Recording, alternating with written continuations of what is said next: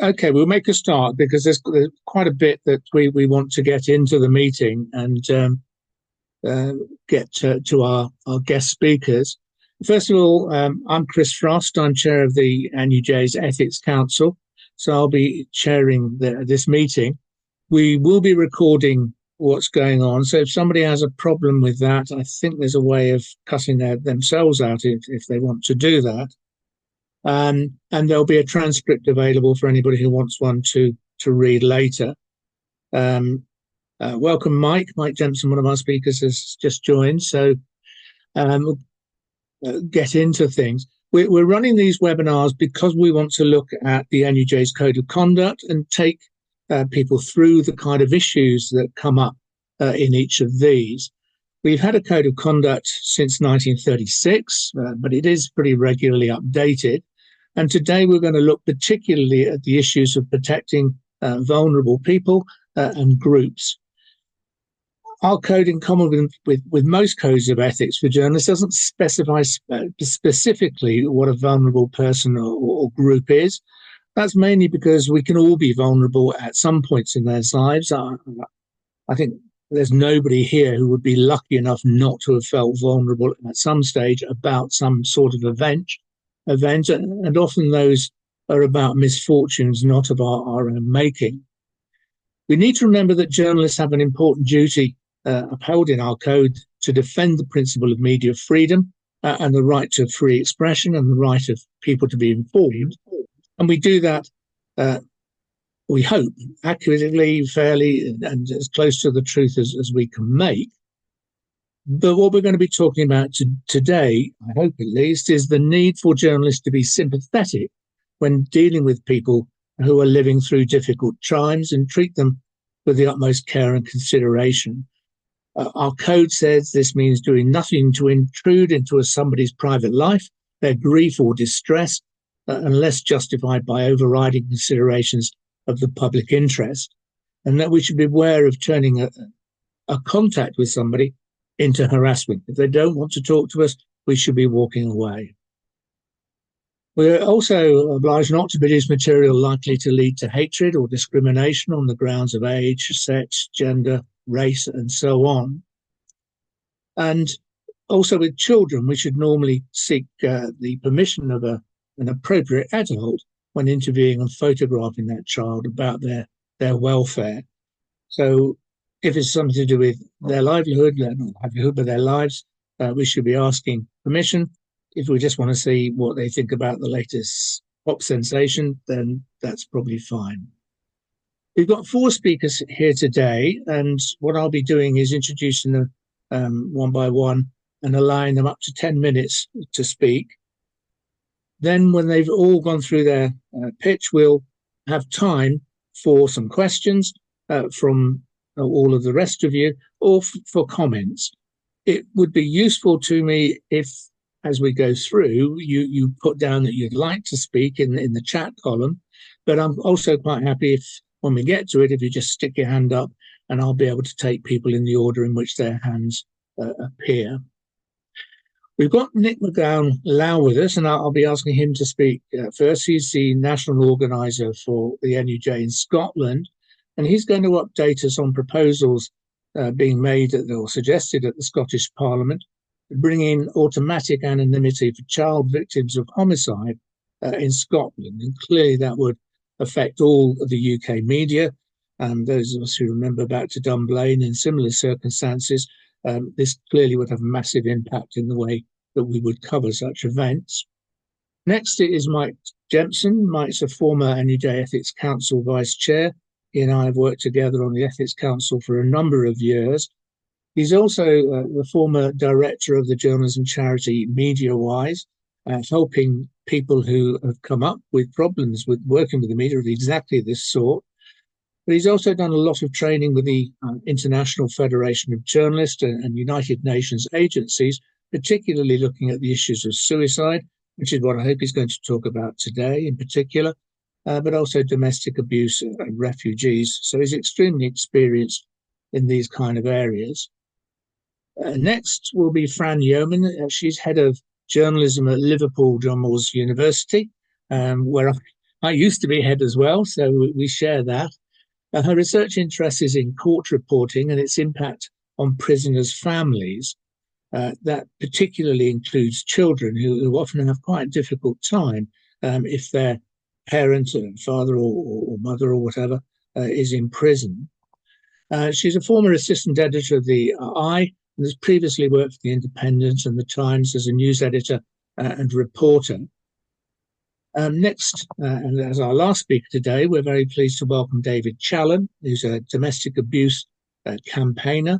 He's an advisor to the Domestic Abuse Commissioner for England and Wales and an ambassador for the Prison Advice and Care Trust, and also the Employers Initiative on Domestic Abuse. So he has a large amount of experience around the issue of domestic abuse, and this is another area where we find we get significant problems as journalists, because often when we're covering domestic abuse, it's as a court case, and there are all sorts of issues that come out of that. And some of you may have questions of those when we come to it. So those are our speakers. I'm very pleased to have them with us, and I'm even more pleased to hand over to them to talk you through their issue. So Nick, if I can start with you to tell us what's happening at Scotland and why we should perhaps be nervous or pleased or both. Thank you. Thank you very much, Chris. Yes, I'm the national organiser for Scotland, as well as being responsible for all members in Scotland. We have a campaigning role. We have the devolved administration at Holyrood. We have, in fact, a large number of NUJ members in that. The new leader of the Scottish Conservatives is a former tabloid journalist and is himself an NUJ member. So this is part of campaigning which began, I think, for sort of 2022.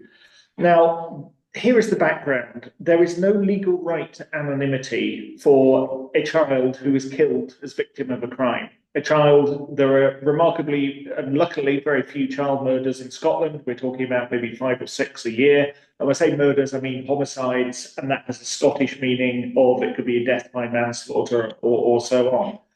There are very few of them, and when they happen, the child can be named after usually a certain gap when the family has been told. So there is no legal mechanism for anonymity of that. Victim Support Scotland are campaigning to create such a right. Such a right would fundamentally alter what could be reported by journalists in court cases and so on, and it would really shift the window of how we view that particularly horrible crime of child homicide.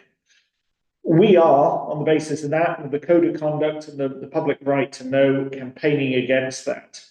And I must say, this is something which kind of crept up on me, because in a very anonymous bill of the Child Justice Bill, which started its passage through Holyrood in 2022, and something fairly innocuous, in between stages 2 and 3, a clause was added which would have given effect to automatic anonymity for child victims.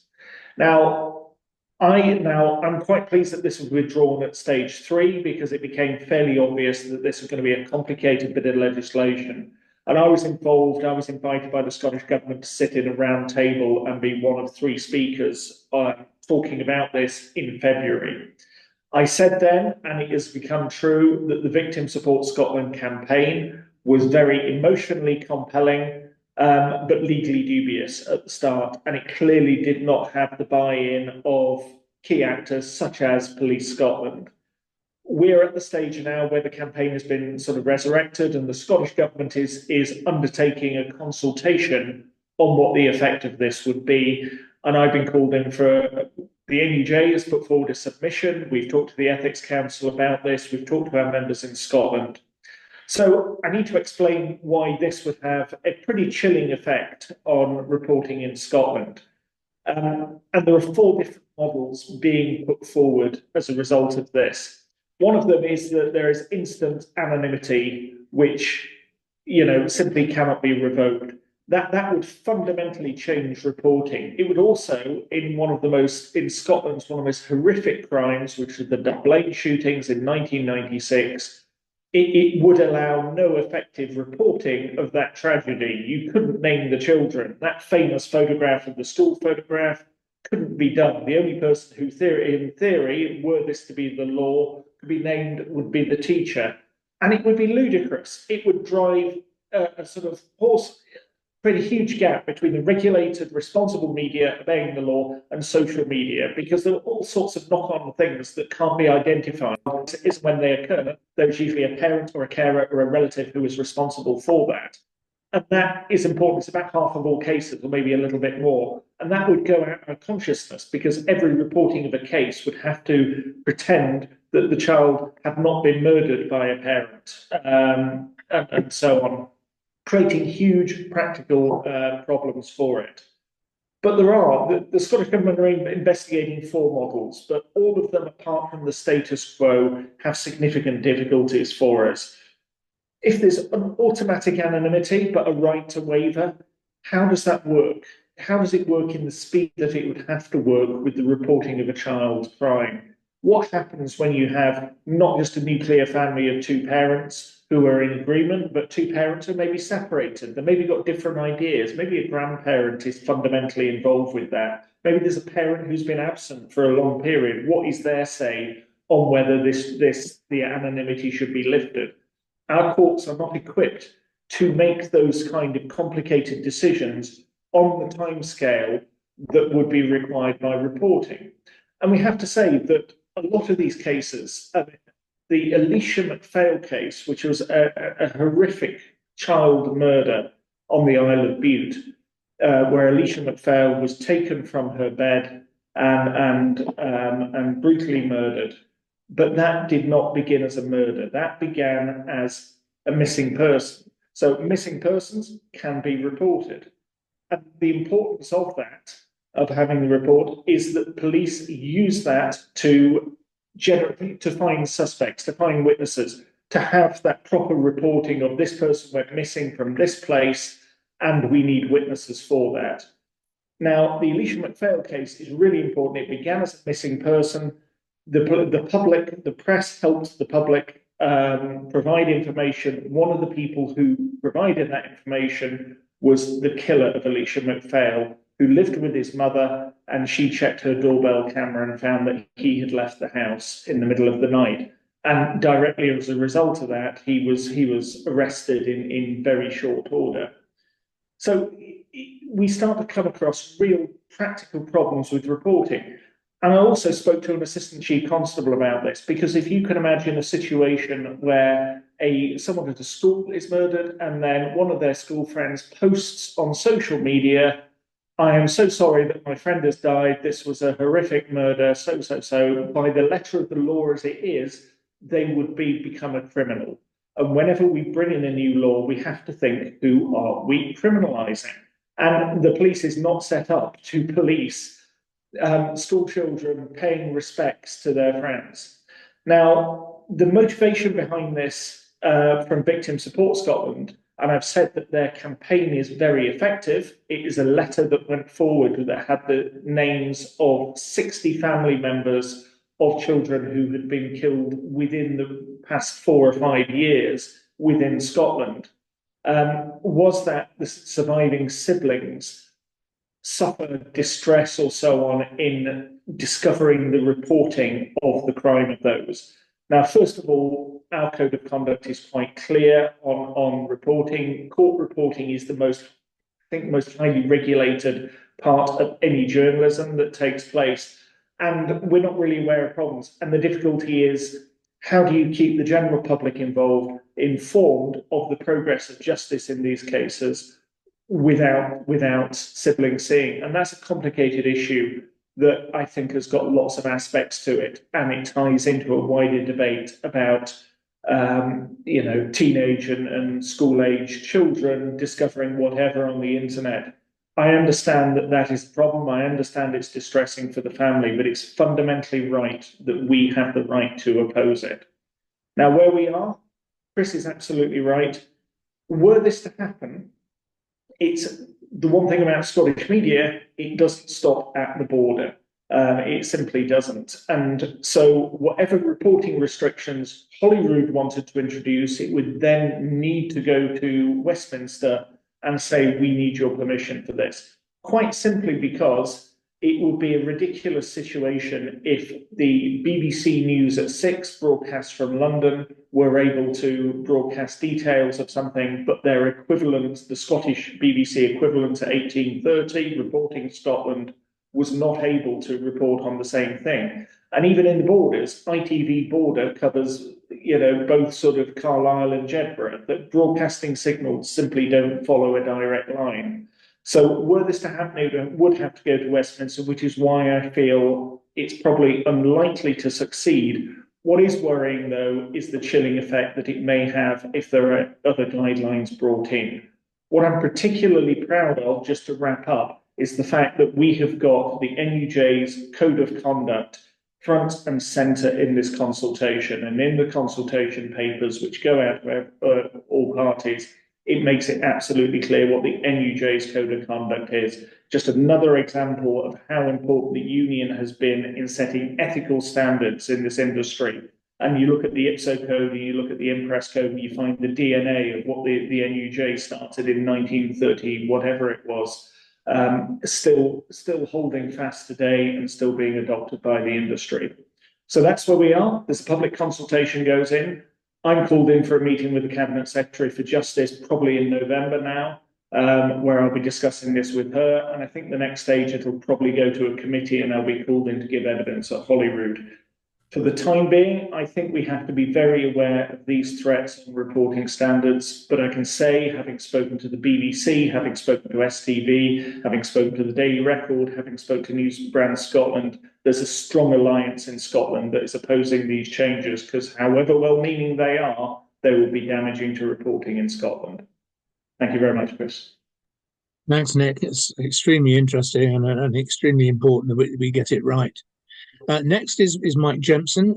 He's going to talk specifically about suicide, but other issues as well, if you wish, Mike. But don't forget, I'm trying to keep everybody down to 10 minutes. So when we hit that, I will come back and do something. Yep. Thanks, Mike. Over to you.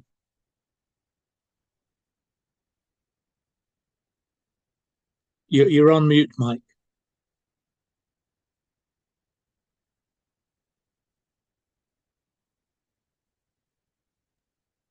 Can you hear me now? Good. Right, sorry about that. I think it's worth starting by pointing out that Presswise, or MediaWise as it became, was founded by people who'd been hurt by the media one way or another. And in 30 odd years, I could count on half the fingers of one hand the number of people who have wanted the press to be shut down. The people who come to us, which have included the parents of children who've been murdered. We worked on the Dunbayne story, for instance. People whose children have died by suicide. People whose children have been sexually abused. Prisoners, families of prisoners, etc., etc. All of them were very keen for the press to be involved in telling the story, but getting it right. And that's where we run into difficulties. We got involved with the issue of suicide over a very complicated case, which I won't go into now, but it involved the Sun and the BBC, and perhaps I need say no more. But it resulted in us talking with some academics in Oxford who were looking at the case of media coverage of suicide. And it's interesting that the claim that suicide reporting was encouraging suicide sort of dates back to the middle of the 19th century, I do believe. But what was interesting was that their research produced some very interesting results. And they were inclined to say, the sort of headlines for their research, was that reporting about suicide causes imitations. So basically blaming journalists for the deaths of people who read their stories. And we tried to point out to them that this wasn't really the best way to persuade anybody to think differently about the way they wrote their stories. And so they changed their message to the one that we promoted, which was that sensitive reporting can save lives. Now, what we then did was we conducted a study, an international study of training of journalists to find out whether journalists were ever trained about how to report suicide. And we found in no country was suicide even on the agenda of journalism training. It occasionally appeared in some rather odd form in some of the editorial standards in particular publications. So we then began to talk with not just with suicide prevention agencies, from the Samaritans to Befrienders International, but more broadly to journalists internationally too. And lots of really interesting stuff emerged from that. One of the biggest complaints, for instance, was the description of methods of suicide, and evidence emerged that where unusual methods of suicide, for instance, the son actually drawing or imagining the machine that a young man had used to end his own life, and they actually published that as part of the story, to objections from a pharmaceutical company over stories that appeared, I think, initially in Irish newspapers, but it appeared elsewhere, which mentioned one of their products which people had taken to take their own lives. Interestingly, we were eventually financed by a pharmaceutical company, Syngenta, to look at this issue in rural economies like Sri Lanka and Taiwan and various other, Pakistan, Singapore, where there was a problem over reporting of suicide. And we were not just looking at their product, we were looking at all sorts of other things. And out of that work and our discussions with journalists and with suicide prevention agencies, we came up with this set of guidelines, which you may have seen, which was approved by the NUJ Ethics Council and by the IFJ. I just run through it very, very quickly, because what we're saying is that consideration for the feelings of relatives is important. One of the most interesting stories I remember dealing with was a mother whose son had taken his own life. And a very sympathetic story had been written in a nursing magazine, but they had highlighted a particularly poignant quote relating to his death. And that they made that the sort of pull quote for the story. And she became really, really upset because it triggered her. So sometimes thinking about what we write and how it might affect people is something that takes rather more thought than we're used to. Because if we see something, dare I say, sensational or particularly strong or poignant, we're likely to lead with that. But that's problematic. Avoiding detailed descriptions of suicide methods, especially unusual ones. We found, for instance, that in several different locations, a very particular form of suicide very quickly became a popular method of taking one's own life, very quickly. And indeed, I think it was in Austria, in Vienna, somebody had thrown themselves in front of a train, a tube, and the metro there. And because it was highly sensationalized in the way it was being told, it suddenly became if you pardon the expression, a sort of popular method. And the editors of the newspapers in the city and the mayor got together and agreed that they wouldn't report such incidents for a period to see what difference it made. And it made a significant difference. Just as a strike of daily papers in some American cities resulted in a reduction in suicides among young mothers, which may seem very strange. But the suggestion was that they were the readers of the popular papers, and the popular papers tended to spend a lot of time and sensational material around such things as suicide. And this gave people ideas, especially people who were isolated and maybe not in the happiest of frames of mind. So that's another of the things that came up. But also recognizing that the reasons that people take their own lives are quite complex. And it's not just because people are mad or people have fallen out of love or lost a job. There's often quite complex issues behind why somebody takes their own life. And especially when people are writing or rather speculating about celebrities who have taken their own life. So beware of speculation was another one. Letting people know where you can get advice. And some of these things, I think, really have changed in the way the British media cover suicide. I mean, many of these lessons have been learned. And you will see when a story about a suicide comes up or a suspected suicide, mention is made, as it is on television, of places you can get help. But also that suicides are newsworthy. Not every suicide is, but some are, and especially if they take place in institutions.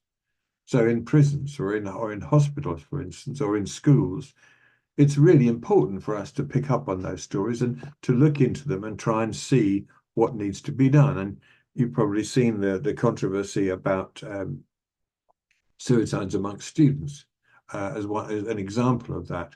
Why is it happening in institutions? What is being done about it? What can be done about it?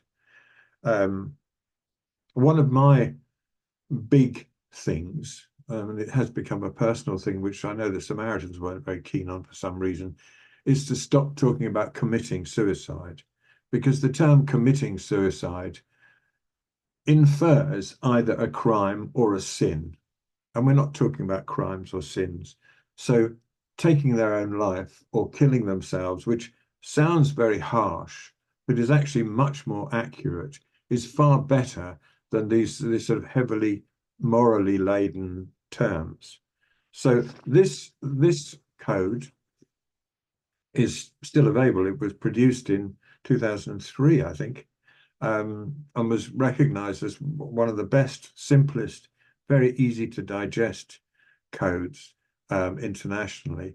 That's on the MediaWise website, as is a lot of material about dealing with prisoners' families, dealing with refugees, dealing with children's issues. So this isn't promoting because we no longer exist, but do have a look at some of the categories on the MediaWise website, and you'll find some of these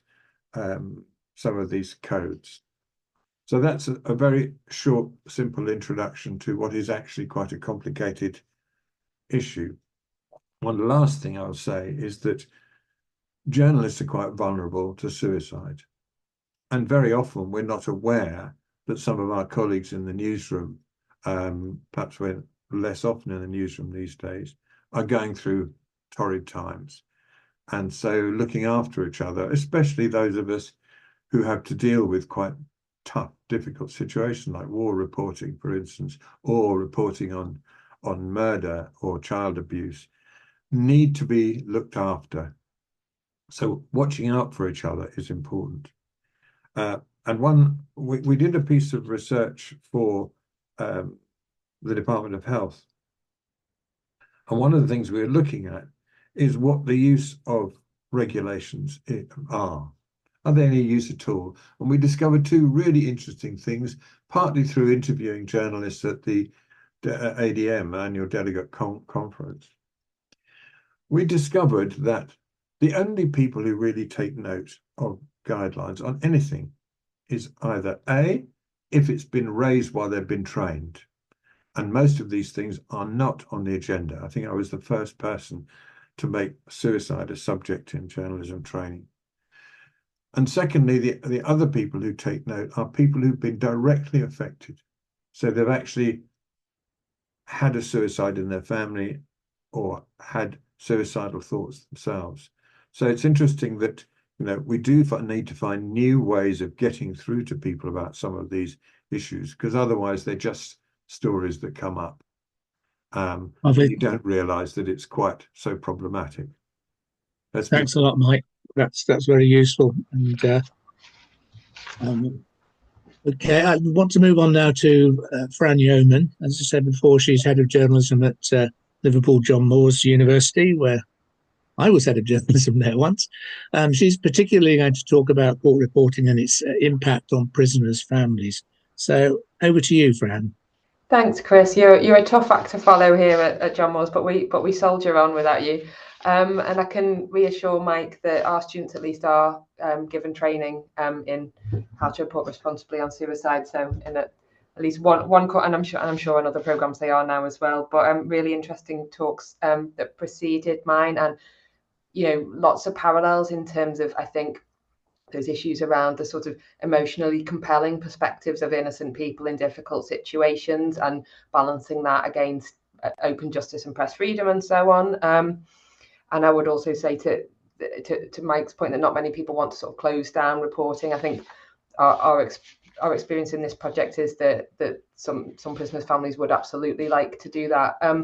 But I got involved in this project that I've been working on with a colleague in John Moores School of Education, a woman called Lorna Brooks, because I attended an event that she organised a couple of years ago around the subject of court reporting and its impact on the families of prisoners. And I thought that sounded really interesting. Lorna runs an organisation called Time Matters, which supports the families of prisoners.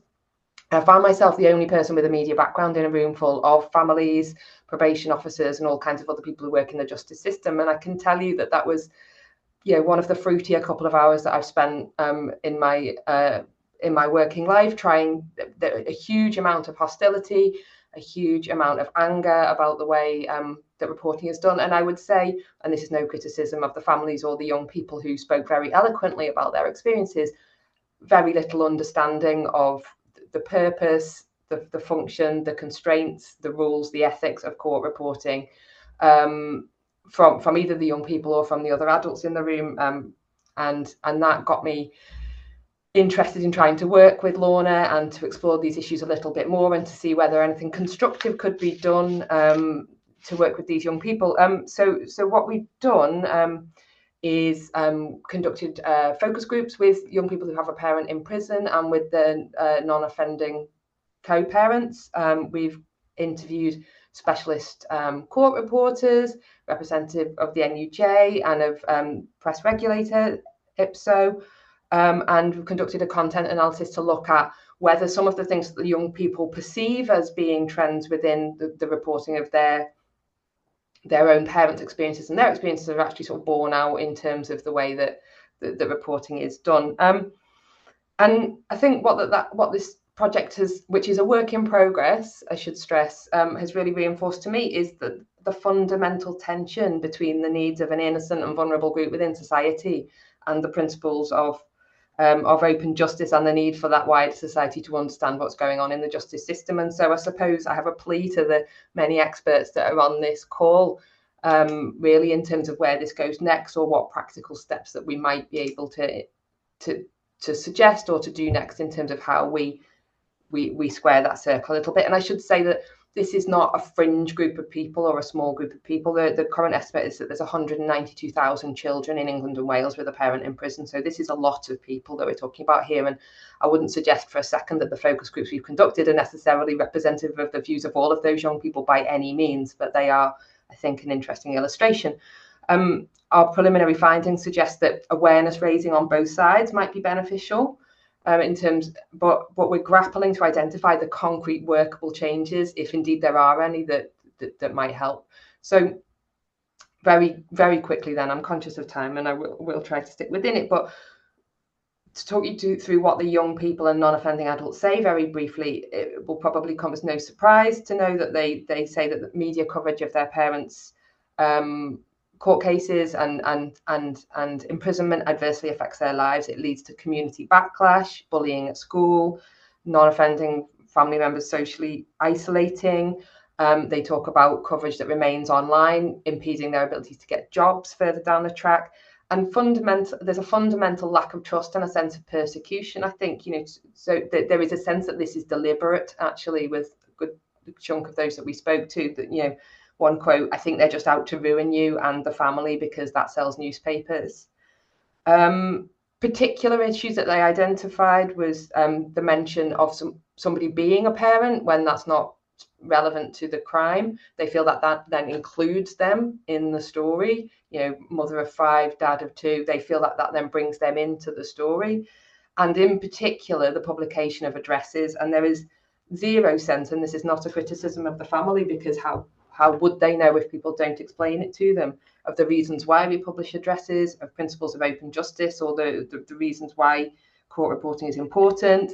That addresses often come either from the defendant giving that information in court or from court lists, and therefore if it's wrong for some reason, that's not a journalist making it up, which is sometimes the sense. There's no understanding of the requirement of a court reporter to report only what is said in court and not bring in ancillary information that the families feel might give context, or that indeed things can be reported that are said in court that are claimed that they feel are not true. There's just no understanding, and why would there be? I suppose they feel that things are sensationalized and inaccurate and so on for those reasons. And I think lots of people don't like the way that they're represented in the media, lots of different groups of people, and we understand the reasons for that, and they're not always justified. But I think in particular what struck me was the sense that this is deliberate, the sense of persecution and the sense of lack of agency, justified or otherwise. So the content analysis that we did then, very again quickly, three weeks, July last year, the 3 MEN, Birmingham Mail, Liverpool Echo, The Sun, and the Mail Online. We catalogued every story that involved a person being sent to prison over those 3 weeks. That's 186 articles. Of those, 128 included some form of address, whereas only 32 made reference to the offenders being a parent, 24 of which included some address details. Now, 12 of those 32 were where the child was the victim of the crime. So you're talking about 20 articles where the parental status is even mentioned without the child being the victim. There were no photographs of family members, no breaches of the code that we could identify, and no child's name or age included other than when they were the deceased victim, sort of linking back to Nick's article. So I suppose while we haven't been able to map the specific coverage of our young people's parents' offences, what that says to me is, what we can extrapolate from that maybe is that reporting doesn't need to breach codes, and it doesn't need to say very much for it rightly or wrongly to feel exposing and unfair and difficult for the young person, and that there is a gap perhaps between their perception and the reality of what is happening in reporting, and indeed a conflation, I think, probably between professional reporting sometimes and what then is done with that professional reporting and that content by others on social media. And again, there's some sort of link up, I think, with what's been said before. In terms of what our media industry interviewees told us, there was clear sympathy for these families. Clearly nobody was saying, yes, absolutely, we do it to persecute these families. But our interviewees were really articulate about that tension with the principle of open justice. And in fact, the term collateral damage came up more than once. Clearly, they mentioned about addresses being important to avoid defamation, and that personal information often comes through mitigation and comes through the defendants themselves talking about their parental status with a view to impacting the sentence that they get. There was support for the idea and from the regulator and from the NUJ as well, potentially for advice for the families that may give them more agency, more understanding, more awareness, but clear resistance to any imposition of new rules or constraints on court reporting. And I think it's fair to say that a number of the prisoners' families that Lorna worked with would absolutely like to shut down court reporting. Where does this leave us? I suppose I think one of the things, parental imprisonment is defined by the WHO as an adverse childhood experience, and this idea that they are collateral damage, I think, is a difficult one. It's a difficult term, but it probably there is some truth in that. And young people and their families are discussed in the context of court reporting in a way that would be seen as kind of intruding on their lives in other contexts. And indeed, one of the things that struck me is that children who come into contact with the criminal justice system in a whole host of other ways, whether as victim or witness or defendant, are routinely offered anonymity via reporting restrictions. And in fact, a child who gives a witness in their own parent's case for whatever reason would also have anonymity and so on. But these children, even if they're referencing mitigation, don't. That's not me saying that they should, but there is an interesting kind of, they are a group of young people who have fallen through the cracks somehow in terms of the support that is offered, in terms of advice and all of these different things. And they don't have the same access to mainstream support services as children who come up against the criminal justice system in other contexts. Am I all right, Chris? Am I over time? Well, I was about to wind you up there. So if you've got a sentence you want to wind up on, you can. If you give 1 minute, to rattle through some other issues that people very quickly raise. Live tweeting and the rise of live coverage of courts, which sometimes then brings up points about family or whatever out of context, is something that has been raised. Police press releases of court cases, so that families are perhaps even less prepared for there to be media coverage because there's never been a reporter in court, and then suddenly the CPS or whoever has put out a press release and the story's all over the court. Digital court management systems, which means that personal information, character statements, things like that are not read out in open court, and therefore contextual information or things that might balance the story are not always reportable in the way that they would have been, although that's maybe a double-edged sword for the families, because if more personal information is shared, it potentially gets printed. Anyway, we're looking at guidance. We'd love your input. I have more to say, but I will shut up. Thank you. Thanks, Fran. That's very interesting. As you say, there are all sorts of issues there. David, can I turn to you now, please? And just to remind everybody, David is a domestic abuse campaigner, so we're changing focus slightly again, away from the courts, away from suicide, into domestic abuse. It's a big and important issue. David, over to you. 10 minutes, please. Sure. So thank you for asking me here to speak on this really important issue. So it's important to say I'm a survivor of domestic abuse as well. I'm a child survivor. I witnessed domestic abuse in the home. My mother, who, for anyone not aware, is Sally Challenge. She killed my father in 2010 and was sentenced to murder and served almost a decade in prison. And we managed to get an appeal that recognised her abuse at the hands of my father for over 40 years with new evidence of psychological abuse, and she was freed in 2019. So I've kind of so my personal experiences are very much framed as in going into this through having, I guess, two passes at this wonderful horrific journey. Is the initial court reporting, and then obviously being acutely aware of how domestic abuse related murders, fatal domestic abuse in the home is reported, and being attuned to that and then tackling that. So very first and foremost, I think it's very interesting hearing, obviously, through the court reporting and the impact on children in cases. Very much, I was 23 at the time, and I think it's we need to be aware of the impact that court reporting has on very active scenarios in people's lives. And one case that happens a lot is also just not waiting for images released from the family of someone who's been murdered to be released. It's the social media scraping, the initial going to their social media accounts. It's finding within a day that whole story slewed out in the tabloids through basically this foraging of good person narratives, which is very common. It's a commonality in fatal domestic abuse reporting, is this active foraging for, was he a good man person? What did he know? And it is always the prominence of this. And this comes up in terms of court reporting too. But very much the angle I'm talking about is from an overview is a need for journalists to really uphold a dignity to domestic homicide victims. And I very much work with the feminist campaign group called Level Up, who have worked with IPSO, and they created their own dignity for women reporting on fatal domestic abuse, and that is supported by IPSO.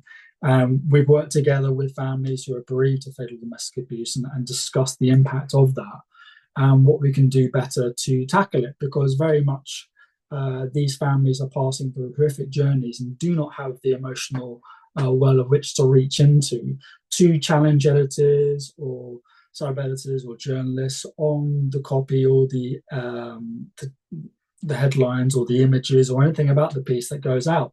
And immediately when it hits as another layer of trauma. But what is the additional harm is that there's such a wake. I think it's important to remember there's such a wake, however many stories are reported about, especially domestic abuse and sexual violence, but more prominently domestic abuse, because that's a different set of rules, by which, in my personal opinion, it's more of a Wild West, because there isn't an anonymity that's being waived as for sexual violence survivors and victims, where there is a different collaboration, I would say, in working with journalists on a story. They are waiving that anonymity, and so there's a decorum in handling their voice and making sure they feel comfortable without it. And there's a distinct disparity that I've seen over the last, well, however long our story's been in the press, 10, 15 years, and then being attuned to this, to that of domestic abuse reporting, and how there's a wake of families who live with the events that have been handed out to them. But it's the in perpetuity nature of it living online, and they will not have the strength or the wherewithal or the clear route to define how to tackle that, and how their loved one has been abused. So headlines, very much you can focus this more recently upon in lockdown, where you had a multitude of lockdown murders, this horrible kind of phrase that started to get pandered about. A woman strangled by a PC lover plotted as downfall, titles like that, centering perpetrators' narratives is, there's an ethical decision, an ethical point of view that needs to be kind of recognized here. And I think, especially when it comes to tabloid media, there was a case a number of years ago with J.K. Rowling's perpetrator who got centered on the front page saying, I slapped J.K. and I'm not sorry. The ethics of how we are giving voice to perpetrators needs to really be looked at carefully. It's not to silence court reporting, it's to look at the ethics of where you're placing that prominence. I've had many discussions with news editors, even with editors and nationals, about the prominence of court reporting, and that there needs to be a clarity in what is said in trials, and I firmly believe that. But there is a distinct editorial choice what is in that headline and the prominence of that. And you can see that no less recently as the Giselle Petticoat one with the Telegraph, which I'm sure we all would immediately know, wife takes public revenge on men who, in quotes, raped her every night of husband's orders. It's that scope of sensationalism that needs to be addressed ethically, because we want a society and we want a relationship with media. And very much this is how I look at it with many groups who are working on this, EJN as well, is that we want a collaborative nature with victims and survivors to want to share their stories. It is not cannon fodder for sensationalism to drive the salacious details of what harm is meted out. It's that we want to have that strength that they are speaking out for the right reasons, and that there is a collaboration in the newsroom, that when they are handing that story down, there is a certain different code of ethics that is not every other story. It's looking at it through the prism of how you would address a sexual assault survivor or victim's case, and that it will be a collaboration, that story, because that victim has waived the right to anonymity, and there is a certain distinct power and control in that victims and survivors of domestic abuse do not have. And so I think it's really important to get that context. As I said, with the lockdown reporting, retired painter and decorator struggling with lockdown, stabbed wife to death, then killed himself in latest coronavirus killings. It's just, I think there are a multitude of amazing journalists I've met and that work and understand this work, but it's this readdress to kind of tackle it in the newsroom, because that's certainly coming up from the people who are entering what I feel and who I've spoken to entering the sector and the industry is that they are becoming acutely aware, but it's important to have that code of ethics, and things like dignity for dead women, that reporting guidelines by Level Up are really a helpful kind of, how do I say it, just a guide. You really want to help provide a solid building block from which they're moving forward, and that's accountability. That's placing responsibility solely on the killer, which means avoiding speculative reasons or triggers for describing murders as uncharacteristic events. Homicides are routinely underpinned by a long-standing sense of ownership, coercive control. That was the language that was lived in the shadow of my life, and that we got out into the press. Possessive behaviors, these are not random events, and I think it's really important to kind of, we're not talking about censorship here, we're talking about ethics and real people's lives who are living in this wake. And from my own perspectives of living in that wake from the original reporting of that, seeing my parents' social media accounts scraped for images, and just the average Joe on the street just giving their opinion who don't know my parents, and seeing that having prominence in reporting is quite horrific and damaging. And so when you come up against, I think the day we won my mother's appeal, it's hammer killer wife. It's just, and you're having to battle these editors, and unfortunately it becomes a shame game. And I don't think we want to have that environment in journalism. We want to have a collaborative and understanding environment from which to move forward, and understand that there are so many people who do this work in domestic abuse sector and work with victims and survivors, and that we want a good relationship. And I still speak to media all the time, and I don't really, I don't really ask for quote readbacks. I wait to see, and still I don't get the essential quote readback. And I had to discover this myself. So you're passing through this system and not knowing, I guess, your rights in terms of your story being out there. Do I have a right to kind of see what I said printed on the page? And I think they shouldn't be afraid. You shouldn't be afraid to be allowed to ask if you want headline approval or copy approval. And I know that's enormously difficult. They can say no, but they should be allowed to ask. And I think that's really responsible reporting here. Especially with the horrific murders of Carol and Hannah and Louise Hunt earlier this year. The multiple injuries they suffered through crossbow attacks. That was quite horrific reporting of that, because immediately it's the compositing of pictures of the person who's killed and the perpetrator beside each other, and usually these are intimate partner relationships, and it's pictured in a happier time, and that is just thrown out there, and it's the immediate image everyone is seeing. It's the immediate image families are seeing of them happy together.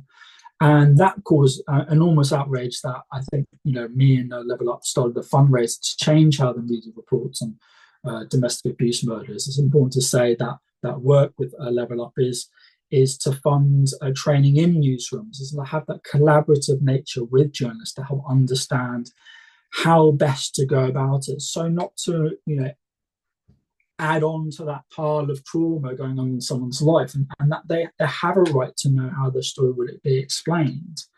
And so I think there's a real prominence of avoiding that speculative and sensationalist reasons, as I said, and the triggers, and really where journalists need to understand and seek to understand the character of the relationship. If there's no information is available, I've had arguments on nationalities, like it's in our journalistic right to have those images out there. But if you can certainly composite them together, you can certainly find a way to not have them sitting directly beside one another in a happy image, I would argue. And I think this. I draw you to a close, David. Sorry. Yeah. Sorry. Thank you. I appreciate it. No problem. Yeah. Well, thanks for that. I mean, there's really, really useful stuff there, and it raises, I think, why many of us are here, that we want to improve the ethics of journalism and so that we're all doing better journalism and informing the public much better. Okay, thanks to all of our speakers. Time for anybody else to either make comments or to ask questions of any of the speakers. Probably the best way is if you can raise your hand. For those of you who are not sure, it's the react button at the bottom with a sort of heart shape. Click on the heart shape and you get a little button to raise your hand. And you're straight out of the trap there. Over to you, Anne Gelpin. Just so I'd get us off to start. This is fine. Thank you, everybody. That's really, really helpful, all your guidance so far. I've got a question just for Fran, which I just wanted to know. You know, with the overcrowded prisons at the moment, so we're having the early release, is that having an impact on coverage of early release prisoners and the families of? That was kind of a thought. That was something I wanted to. And the other question more generally to you all is, in some of the slightly, well, I would say lazy reporting, but I'm not a reporter, I'm just a reader in this context. There's the using of other lay people's quotes, you know, as a way of sort of getting out of not saying the crass comments yourself, but you'll inset the Twitter comment or the how can journalism deal better with this? And also, how can we, if you've got a largely unregulated social media going wild, what can we do to sort of keep the balance within actually official or traditional journalism? Shall I come in there, Chris, just on the specific question to me? Sorry. Yes, please, Fran. Yeah, if you pick that up. And that's a fascinating idea for a follow-up content analysis. I confess that the early release scheme kicks in on the 10th of September. I run a journalism department, and so was somewhat university department. That was a week before induction week, and so I'm afraid I wasn't doing content analysis that week, and it would be really interesting to look at the way that that's been covered, though I think it would be important to note that notwithstanding the large amount of attention that scheme got, the numbers relative to the prison population were pretty small. And to your sort of final question, which I think the rest of what you were asking was for everybody, and I'm sure the other speakers would like to come in, but I think the question of social professional journalism and its interrelationship with social media feels key really to what everybody's been talking about today. I don't have any great solutions to that, but I do reflect that the young people that we spoke to, and particularly that first event we were at when they were sharing their experiences, actually a lot of the stories that they were telling related to social media content or abuse that they were facing, not from journalists, and it didn't actually have a huge amount to do always with professional reporting of their cases. They didn't distinguish between the two, and that's their prerogative. But I think there is a bigger picture question here about journalism distinguishing itself and rebuilding that relationship of trust and that sense of distinctiveness within the information ecosystem that may be sort of a common thread perhaps across the various things that we're talking about today, because it was very much a plague on all your houses. It was the sense of it, and that what professional journalists were doing was no better than social media. Thanks, Fran. Mike, you wanted to come in, so do you want to pick that one up as well? I'm quite happy to wait if others want to say something. I just wanted to chime in on a couple of points. Okay. Shall I do that? Did you want to come back on that, David? No, that's fine. Go on then, Mike. One of them is it's slightly depressing to hear everybody talking, because it shows that what we were doing for 30 years in media-wise either hasn't worked or still needs to be done, because one of the big problems we've found is that people, first of all, are scared of the press, and secondly, they don't understand the press. And thirdly, that most journalists and certainly most editors really object to NGOs and special interest groups trying to tell journalists how to do their job. So one of the most important things that we were trying to do was, if you like, was a form of media literacy. So trying to help people understand how the press operate, but also how to manage press interest. So this is something that has to happen both inside the newsroom, but more importantly, perhaps it has to happen when you're looking to influence the press. So involving journalists in the development, for instance, of guidelines, etc., is really important, because quite often, as some of you have pointed out, people with complaints really don't understand either the law or what journalism actually is, or, if you like, the political economy of journalism, or the difference between local and national, which can be quite significant. So some of these things, I think, is a responsibility of journalists to try and get out there and help people to understand how the media operate. And that brings me to one last point, which is that the courts, and especially coroners' courts, also have very little understanding of the media, and will quite often just slam on reporting restrictions or refuse reporting restrictions, when that actually could make a huge difference in some of the cases that Nick and David were talking about, and indeed Anne. That if there are children involved in a particularly nasty criminal case, they don't have to be, they may be the innocent victims, that should make a difference to the way a story is reported and what sort of restrictions are imposed. And since a lot of solicitors don't know much about the media either, it's quite important for people who are going into court cases, whether as witnesses, as victims, or indeed as defendants, need to think about how their solicitors function and whether they understand how the media are likely to cover a case. Sorry to go on like this, but it's been my life's work, so I've always got something to say. Thanks, Mike. Yeah, I mean, if somebody else has a question, I mean, there's a couple of points I wanted to sort of pick up myself while I wait for somebody to put their hand up. And that is, it has been mentioned a couple of times, sort of political economy.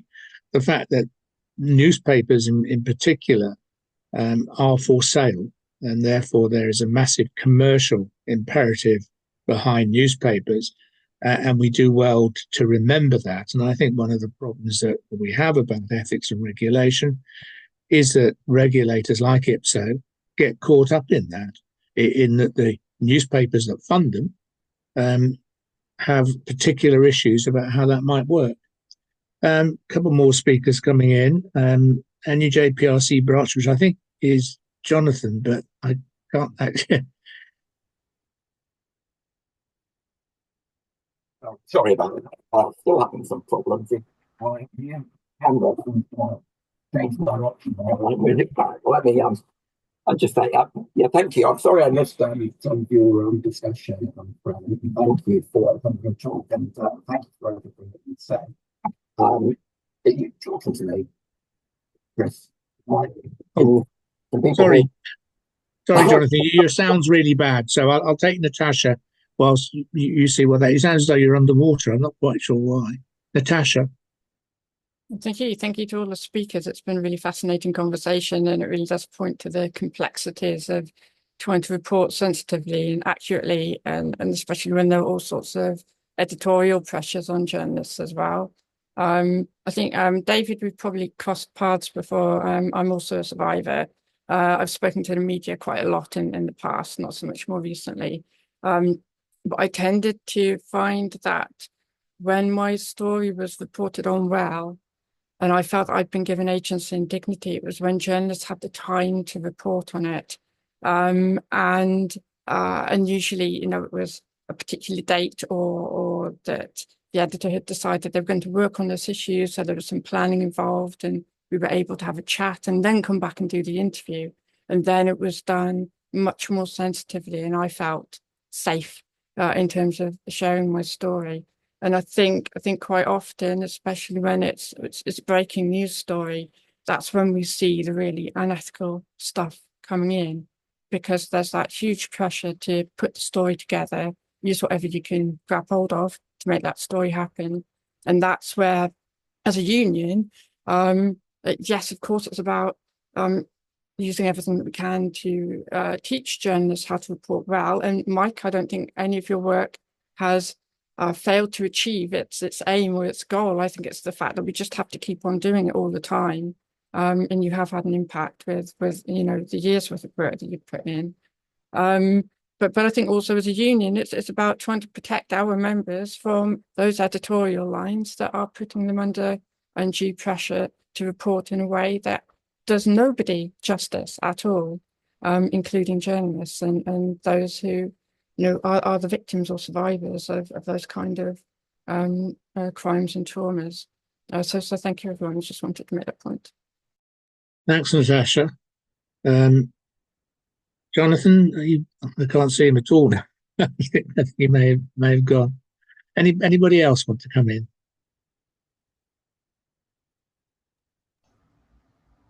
Stephen.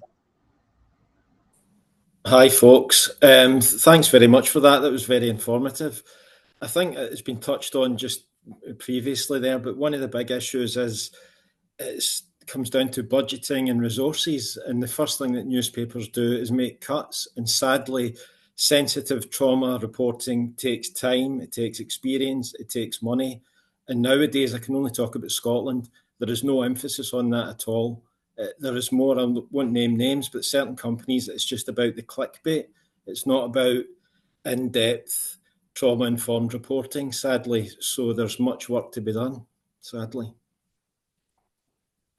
That's Stephen. Yes, I think you're absolutely right. And one of the big problems that is coming through now is a lot of the things that our speakers have been talking about are only being made worse by cuts in staff, cuts in ability to do things. Paula Geraghty, did you want to come in? I did. I want to say thank you to everyone. I'm just so proud of my union, and I've been unwell for a long time, and I've been out of the loop, and what's happened here has just reminded me of just the intellectual and political and all the rigor around teasing out the issues and the nuances, and just how profoundly proud I am of my union and of everyone who has spoken here to help us understand the issues in such a deep way. So I'm very, very grateful for that. Second of all, and I'd like to echo what Natasha said about Mike's work in media and crisis. It's that this is something that we have to continuously be vigilant about and continuously do. So there's no harm in kind of sharing the stuff out around and reminding each other of the values and the qualities and the codes that we've signed up for and endorsed. Like we're standing on the shoulders of giants here, and Mike, you really are one of those people. And we're so fortunate to have you as part of our movement. Anyway, but I think there's another element to this, separate to journalism and media, and I think that we have to kind of consider the wider issue of social media. And I think that what's happening is that when it comes to such sensitive topics, there's one ecosystem, but there's vastly different cultures and political agencies and constituencies within that. And unfortunately, we form just one part of that ecosystem. And I think that we have to kind of be very careful around managing that. And how do we negotiate our role within the wider media ecosystem, including social media, Telegram, all these other things, because there are bad faith actors. There's the elements of how the far right are using breaking news stories to accelerate their own agenda of the sewer of hate that they promote on social media. And I think that we do have to consider a little bit more deeply about how do we navigate that, considering the newer landscape that we are co-sharing with these people. And I think that we have to look at the differences between private or not-for-profit media houses versus the platforms, and how do we kind of stand in principled ways to defend our codes, defend our ethics, defend journalism, basically, so that we don't get caught up in the quagmire where everybody is lashing out at how things are reported or talked about, and not distinguishing between journalism and social media. So, and I think the reason why that I'm saying that is that I think it's important as part of the wider discussion and wider debate. And if we don't acknowledge that, and if we're not kind of incorporating that into our policies and how we talk about ourselves as journalists and journalism, we have to, our message is going to get lost, basically. So I just kind of want to add that as a note of caution. Because part of the reason for for some of this issue in Ireland anyway is that you have bad faith actors using the death of children to further, agendas, whether it's about anti-vax, all of that kind of stuff. So basically everything about children and protection and reporting is all getting thrown into the same stew pot. And so and that's why I think we have to be a bit more clear thinking and critical in this, so that not everything is being treated or considered or discussed in the same way. So I would like to see the Ethics Council to consider that. Perhaps you have already in many respects, but I'll leave it at that. And again, thank you so much for this just absolutely brilliant presentation and discussion. Well, thanks, Paula. You raised some very interesting points there. I mean, the interaction between social media and mainstream media is critical and raises all sorts of interesting points and problems. Too much use of it is being made by the professionals, in my view, simply because they don't have the time and resources that used to be the case to do the job better. Fran, you wanted to come back in.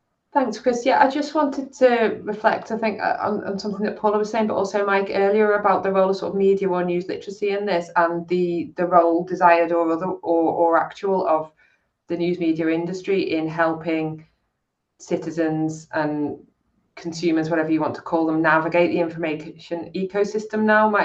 My other sort of main area of research is in news literacy and the industry's role in that, and I work with Ofcom and DCIT and others from time to time on that, and that's actually more where my research is on this project, although this project is fascinating and important to me. So the interrelationship of those things, and this question about people's understanding of news and its processes and its shortcomings and its importance and all of those things, is something that sort of struck me from this conversation. And if anybody's got any thoughts on this, is a plug essentially, that maybe that's something that, in terms of the ethical code of conduct, and so to what extent does journalism have a responsibility and a role, and an evolving one in the social media age, to embed in its practices things around transparency, around verification, around helping its readers navigate and distinguish between different forms of content.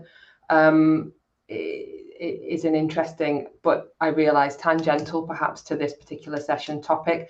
And also, I suppose, just to say very quickly that nothing that I've said about any of that and about social media is supposed to imply that all professional journalism is perfect, all social media content is bad. And I think one of the challenges is actually the blurred lines between those two, and we all know of less than ideal, to put it euphemistically, professional practice, which makes it harder to make the case for things like open justice and the high-minded importance of quality court reporting, just as people do some very important work on social media. So no implication that everything that professional journalists do is perfect and everybody else bad.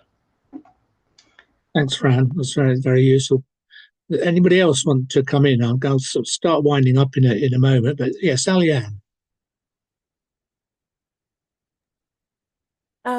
I thought all the talks were really fascinating and very informative, and I think we've been placing an emphasis here on the need for training and education and educating people about what the media does, but also I think there's a role here for the employers to actually continue the education that is done in universities.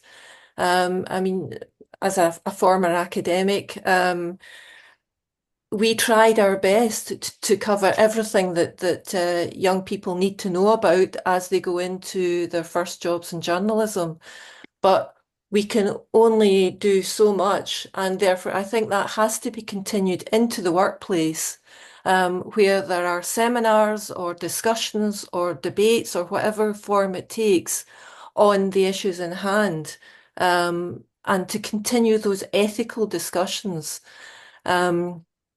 And to broaden that out, not just something that editors, news editors, picture editors discuss, but that should be a wider newsroom discussion so that people, you know, young journalists can actually learn from their peers about how they can handle these situations. And they could bring in experts from the NUJ who could deliver talks or lead discussions about how to deal with the issues around reporting sensitively, whether it's suicide, domestic violence, or covering the courts. Because in my own research, one of the things that we found was that the biggest problems in suicide reporting came from covering coroners and inquests. Young journalists, in fact, most journalists just treated this like a court case and therefore didn't appreciate the quasi-judicial nature of it and didn't appreciate the lack of sensitivity that they had around dealing with bereaved families. So I think there needs to be a stronger engagement by the employers. And I realise I take up Stephen's point about, you know, there being just not being the money available to do these things. But, you know, I think they really have to find a way. Lovely, thanks, Sally-Anne. Sally-Anne Duncan and a former colleague of mine, Jackie Newton, wrote an extremely good book looking at these kind of issues of interviewing and dealing with people in these circumstances. Well worth a read and well worth picking up with students if you teach. Anybody else want to come in? No? I promised the speakers... Oh, sorry, go on, Anne, just quickly. I wanted to ask if the other speakers had thoughts for what Nick had, opening speaker, and the situation with, you know, looking at what's being discussed in Scotland and how that would impact everything that Nick was. Sorry, I'm very tired. I've just been on a long journey, but yeah. I just wanted, because whilst we've got your expertise in the room, I just think it made sense to bring that up, because that was an area that from I would have thought where the social media would also be difficult to suppress, even if the professional media, you know. Yeah. That's what I'm hoping to move on to now, Anne, is to give each of the speakers a little chance to sort of... Sorry. No, no problem. I wanted to ask, I just thought... But I'll ask them to look specifically at that when they do their little wind-up, so that... Because we've got a few minutes, but I think everybody's quite tired. It's the end of a working day. Some probably haven't had time to have dinner yet and they're a bit hungry, so we always try to end these spot on time so that people know that there'll be an ending. So if I can start perhaps with Nick, to say, you know, if you haven't got anything to say, speakers, that is fine. But if you've got a few things you'd just like to wind up on, now's the chance. Nick, over to you. Chris, I'm a middle-aged white man. I always have something to say, but I will be brief. So, but first of all, to pick up on Sally-Anne's point, my first engagement this morning was with a bunch of students, talking to students about what the NUJ did, the importance of them. I talked at great length about, there's a lot of what the NUJ that is quite visible, like when I take the members out at strike, when we're out on picket lines at STV or whatever, but below that, there's a whole layer that we do to make the journalism industry work, to make sure there's ethical standards in it, and so on. And that's fundamentally important. And it's really what sets us apart as a trade union, by the fact that we are so invested in the ethical values of this industry, and we are prepared to fight for them.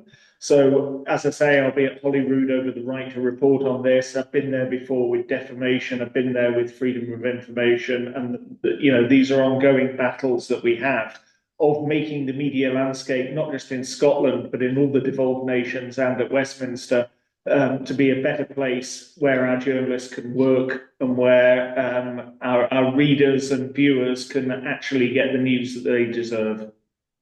Thanks, Nick. Mike, over to you. Very short, please. Yes, I'm just commenting on what Nick's doing. I think it's very important, and it points out the value of having journalists involved in the discussions about such things, about the law.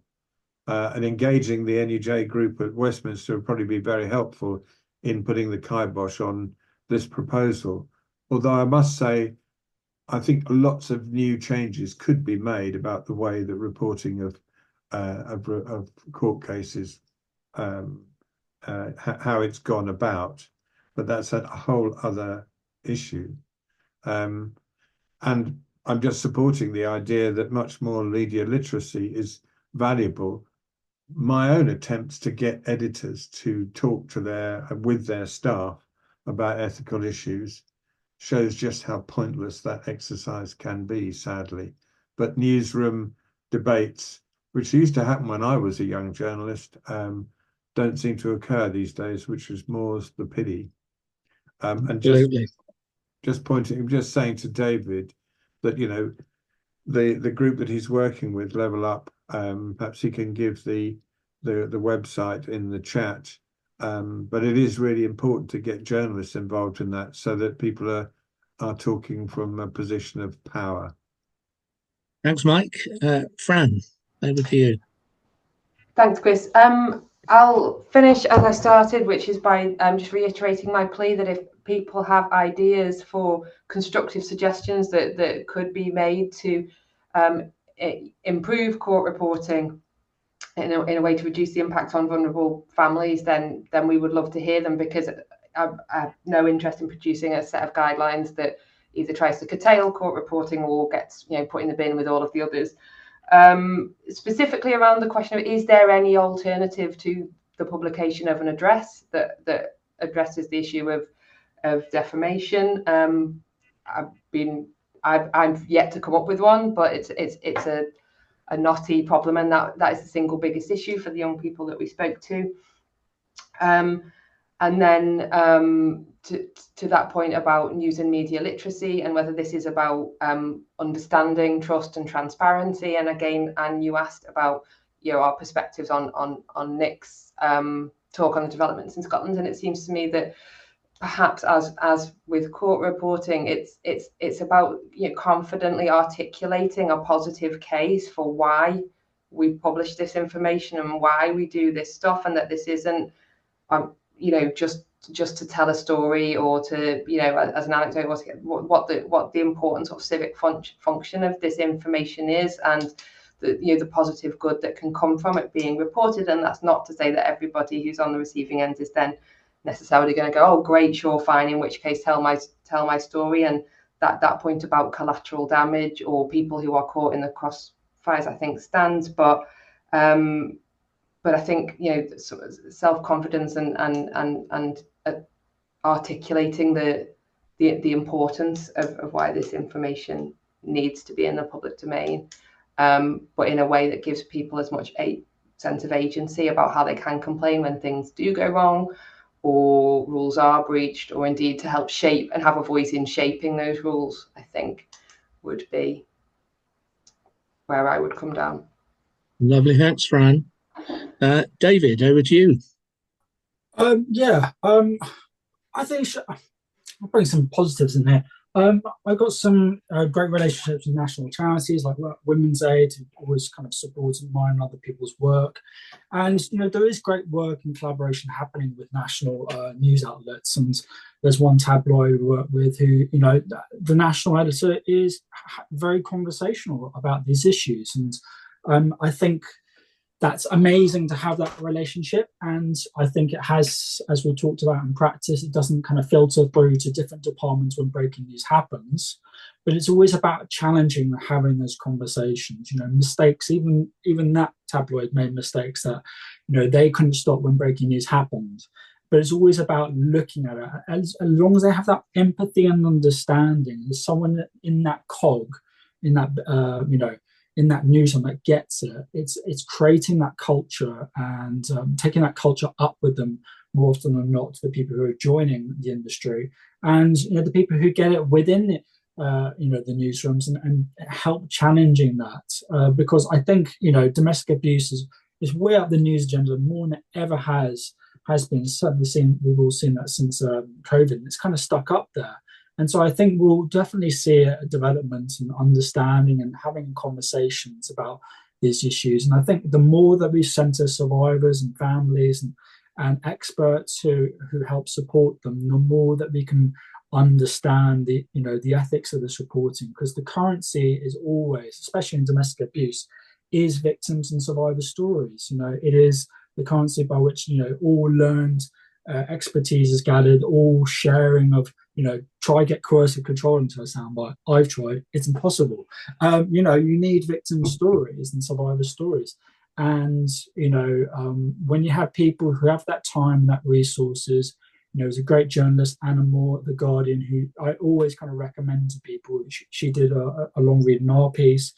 It really changes everything, those articles. I cannot tell you how seismic articles, long reads like that, and the development of it, of just giving that space and time to journalists like that to do that reporting. Because I do know that there are pressures, and I do know it's an uphill struggle, but I think there's good practice happening, and I think it's important to pick up on the positives. Thanks very much, David. That's good to end on a positive note always. So thanks for that. Thanks very much for all of you joining us. I'm just about to wind up, so no need to panic. We're going in a moment. Just a quick plug for our next webinar, which will be with the Equality Council, where we'll be looking at reporting disability in December. I think the 9th is the date that we've planned. That's what I've got on my list. So we're going, and I'm getting a nod from Anne. So that looks right. So thank you very much to all our speakers. You've been great, and it's been a really interesting and useful discussion. For those of you who wanted to pick up on the book by Sally Ann Duncan and Jackie Newton, there's something in the chat. If we're having plugs on book, I'll have a quick cheeky plug for mine, which is Reporting Ethics and Journalism, and also Privacy in the News Media. Both of those, hopefully students and indeed anybody might find useful references. So thanks very much to the speakers. I never quite know how to sort of end. You can't really do a round of applause, but you can all wave your hands and say thank you very much to the speakers. And I hope to see you all at our next webinar. Thank you very much for attending. Thank you. Bye, everyone. Thanks, everybody. Thank you. Bye.